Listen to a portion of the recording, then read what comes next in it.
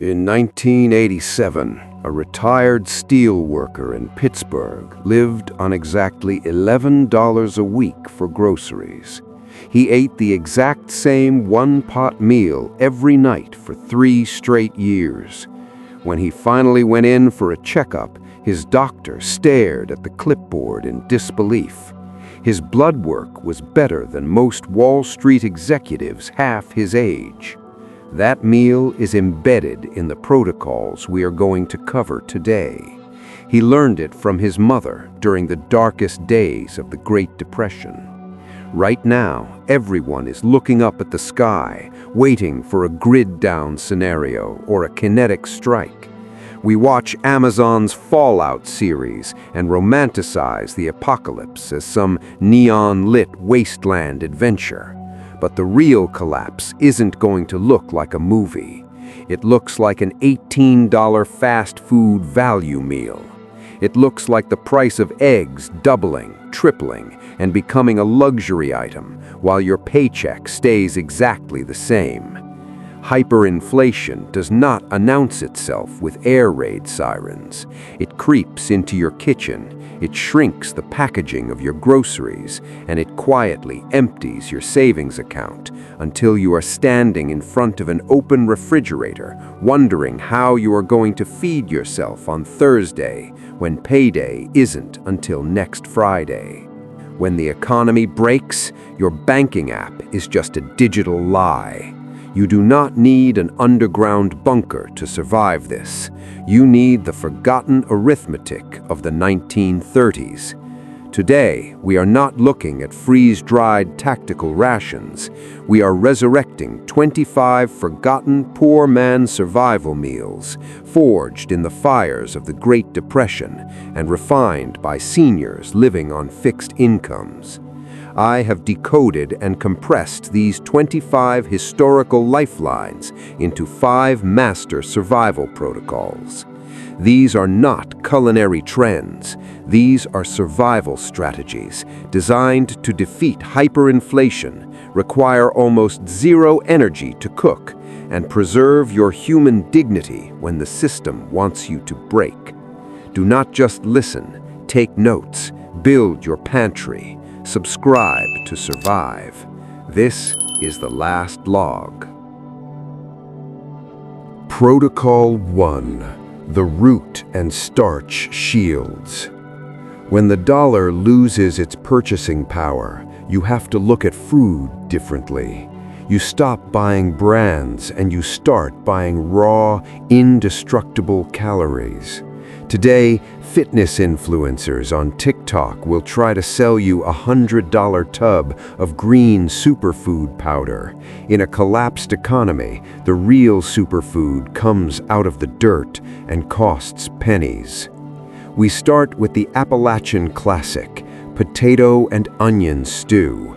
2 potatoes, 1 onion, a knob of butter or bacon grease, water and salt.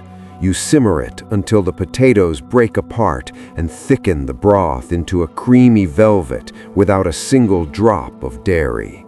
Potatoes cost nothing, onions keep for weeks in the dark, and bacon grease is free flavor. When you need to stretch it further, you move to potato soup. 5 potatoes, 1 onion, a splash of milk. For a senior with dental issues or someone who cannot afford a dentist in a ruined economy, this was a lifeline. No chewing required. It was the difference between nutrition and giving up on eating entirely. Then we have corn chowder, a can of creamed corn, a can of whole kernels, a diced potato. The creamed corn acts as its own thickener. There is no complex cooking technique here.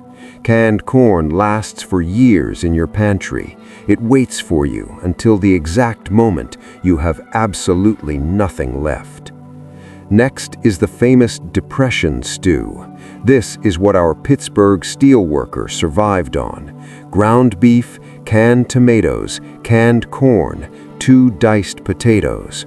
The potatoes thicken the broth. The tomatoes give it acid, and even the cheapest, lowest grade ground beef available gives it substance. A single pot lasted him 4 days and cost less than $5. It was pure defiance in a bowl. Finally, in this protocol, 1 pot beef and macaroni, 1 pound of beef, a box of elbow macaroni, and a can of tomato sauce. In the 1970s, Americans called it goulash, even though it had nothing to do with Hungary. You cook the pasta right in the sauce. It requires only 1 burner, saving precious gas or electricity. The leftovers taste better on day 2 because the starch absorbs the sauce. This protocol is your baseline defense against starvation. Protocol 2. The bone and bean vaults. Modern society is obsessed with prime cuts. We throw away the most nutritious parts of the animal. If you want to survive an economic depression, you must understand the magic of the leftover bone. Nothing goes to waste in a household that understands real hunger. The cornerstone of this is ham bone and bean soup. When a ham is eaten down to the bone, that bone becomes the next 3 meals. You drop it into a pot with dried navy beans soaked overnight. After 3 hours, the beans turn creamy and the broth pulls every microscopic bit of smoky marrow from that bone. In 1990, a bag of navy beans cost 69 cents. The bone was free. This isn't a recipe, it's a financial strategy. We stripped the bone away for navy bean soup. Just beans, onion, celery, and salt. It becomes so thick and complex, you would think it cooked for days. The United States Senate cafeteria has served this exact soup every single day since 1903. Why?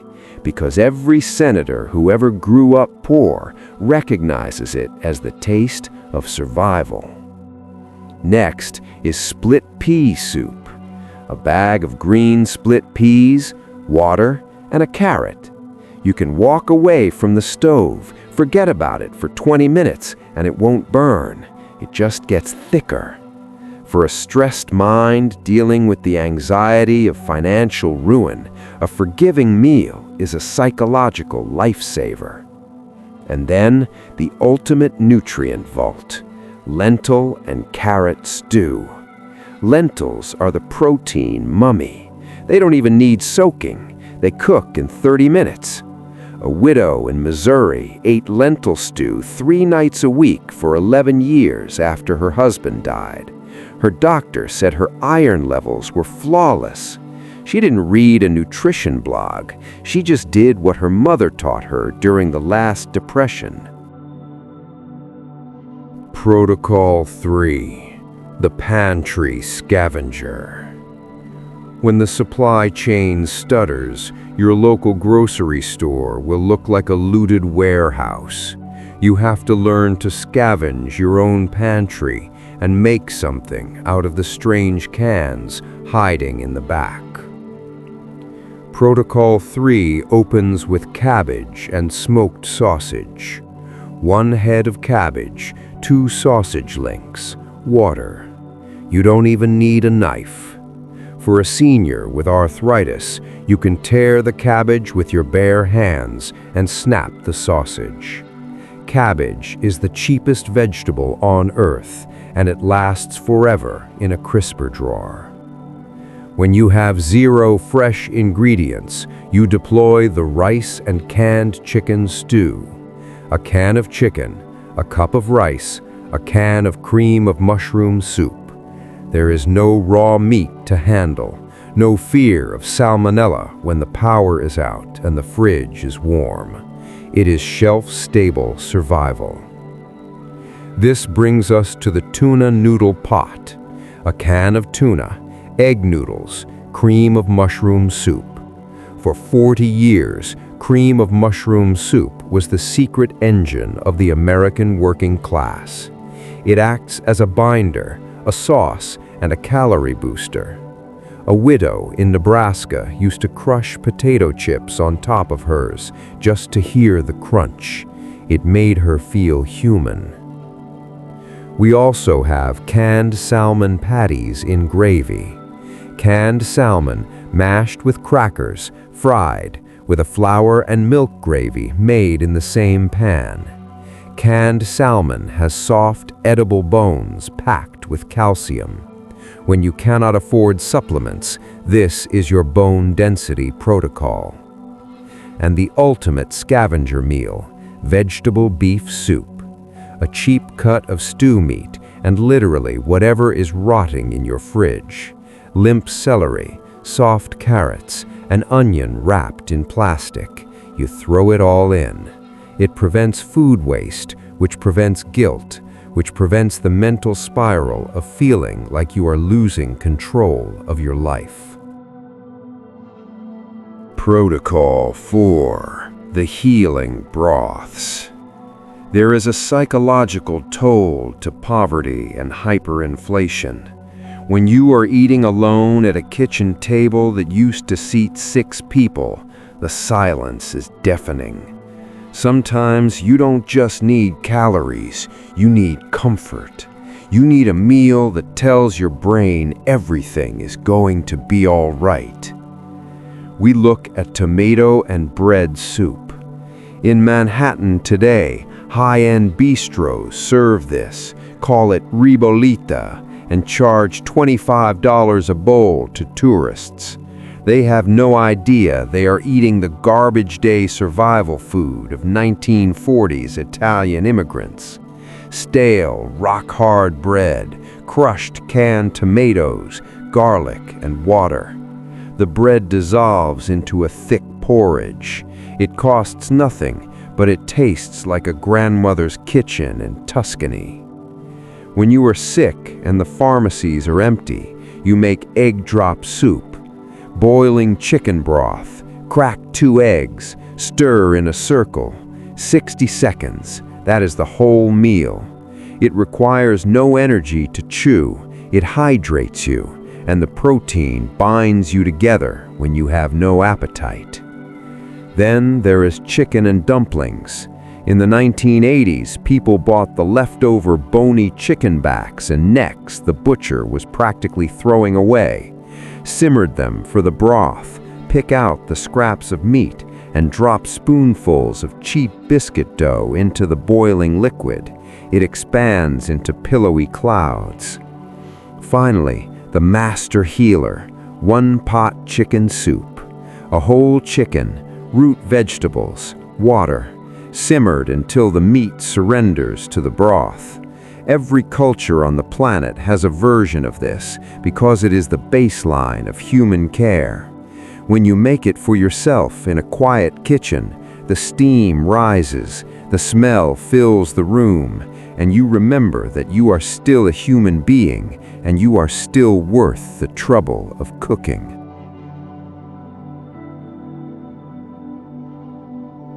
Protocol 5. The ironclad cast iron rations. This final protocol is about the heavy hitters, the calorie bombs, the meals that built empires and fueled the working class through the harshest economic winters in American history. We start with chili with beans, not the fancy Texas competition chili with hand-cut brisket. We are talking about the poor man's chili. Cheap ground beef, a can of kidney beans, canned tomatoes, chili powder. You make it on Sunday, you eat it on Monday, Tuesday, and Wednesday. The beans stretch the beef, and the acid from the tomatoes preserves it. Next is black-eyed pea stew, a bag of dried black-eyed peas, a ham hock, diced tomatoes. The ham hock is a throwaway cut of meat designed to do one job: inject smoky fat into cheap legumes. Served over rice, this fed families in the Deep South for pennies a day. Then we have red beans and rice, A pound of dried kidney beans, sausage, onions, peppers, celery, cooked low and slow until the beans melt into gravy. This was the traditional Monday meal in New Orleans because you could leave it on the stove completely unattended while you spent the entire day washing clothes by hand. It requires zero active cooking time. Here's a fact. The legendary jazz musician Louis Armstrong used to sign his personal letters with the phrase, "Red beans and ricely yours." That is a man who made millions, but never ever forgot the poverty food that kept him alive. We cannot forget the chicken thigh and rice pot. For decades, Americans were brainwashed by the diet industry into paying a premium for dry, skinless chicken breasts. The working class knew better. They bought the dark meat thighs for a fraction of the cost. Brown the thighs, add rice and broth, cover it. The heavy fat from the dark meat melts directly into the rice, making it a rich, luxurious meal that outtastes anything on a rich man's table.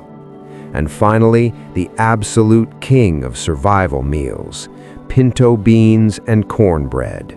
You boil dried pinto beans with salt pork until the liquid turns into a rich, dark liquor. You bake cornmeal in a black cast iron skillet, seasoned by 50 years of use. You break the golden cornbread into the bowl to soak up the broth. For 100 years across the American South and the American Midwest, this wasn't just a meal, it was the meal. A bag of pintos and a box of cornmeal is the ultimate insurance policy against a collapsed dollar. The new economy. Look at these 5 protocols. There are no brand names here. There is no advertising budget for a bag of lentils or a sack of flour. The food industry cannot make billions off of you if you know how to turn a ham bone and a bag of navy beans into a week's worth of food. They want you buying pre-packaged, microwavable garbage that leaves you hungry 2 hours later. When the hyperinflation hits its peak and society feels like it is tearing at the seams, your power comes from the kitchen. These one-pot meals solve the problem of energy. When you are tired, when your back aches, when the world is chaotic, the idea of washing 3 pans makes you want to skip dinner entirely. A one-pot meal is the difference between eating and starving. I challenge you, go to the store this week. Don't look at the middle aisles. Buy the raw materials. Buy the dried beans, the rice, the root vegetables. Make the depression stew. Make the lentil and carrot protocol. Sit down at a table, turn off the news, and eat it. Taste the history of people who survived far worse than what we are facing today. Share down in the comments which protocol you are going to test first. I want to know if the root and starch shield gets more love than the bone and bean vaults, because these are not just recipes, they are proof that the simplest food, made in a single pot, can be an act of total defiance. Subscribe to survive. This is the last log.